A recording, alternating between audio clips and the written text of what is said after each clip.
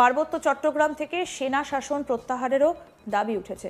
আগামী দিনে একত্রিত হয়ে কাজ করলে পার্বত্য চট্টগ্রামের খাগড়াছড়ি এলাকা সহ বিভিন্ন জায়গার মানুষের সঙ্গে থাকবেন বিক্ষোভকারীরা।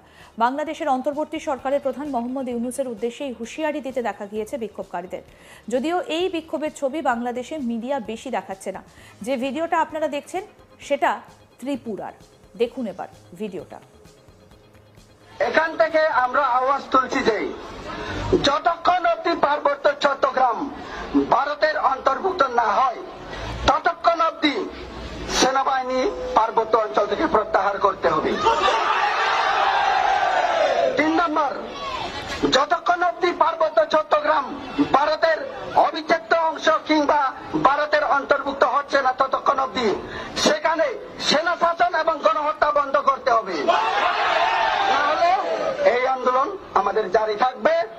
আর সেখানে যারা আমাদের ভাই বোন, আমাদের জাতি ভাই, বাংলাদেশ পার্বত্য চট্টগ্রাম খাগড়াছড়ি দিঘিনালা পানছড়ি পার্বত্য এলাকাতে যত সংখ্যক আমাদের ভাই বন্ধু রয়েছে, আমি ওদের উদ্দেশ্যে আওয়াজ তুলছি। এখানে আমাদের